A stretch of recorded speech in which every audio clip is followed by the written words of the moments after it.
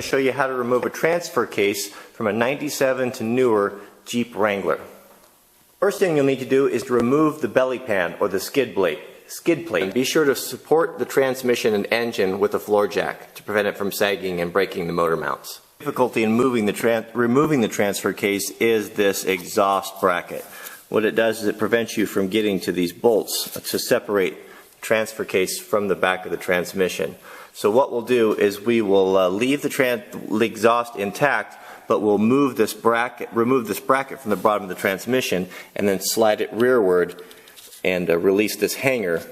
That way we can get to the bolts to release the transfer case from the transmission. Now with the transmission bracket unbolted from the transmission, we can slide that bracket back and set that aside.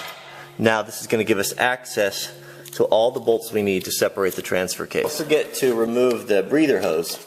What this does is it just provides a vent for any pressure that builds up in the transfer case and puts it, one-way valve, up to a higher location where if you do ford water across the stream, it won't get water inside your transfer case. You'll find these breathers on your differentials also.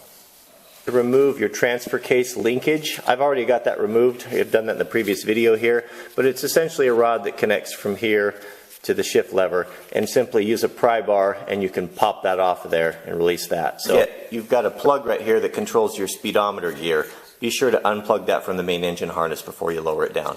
Bolts located, two nuts located up here on the top. They're 15 millimeter and they can be a little tricky to access from the bottom. So what I might recommend is removing the center console, and then there's a inspection plate that goes over the shift tower here. You should be able to reach down from inside the body and access these two bolts easily. And what seems to work best for these are the 15 millimeter ratchet wrench. So once you get the 6 nuts off, the transfer case is ready to remove. It will just slip off.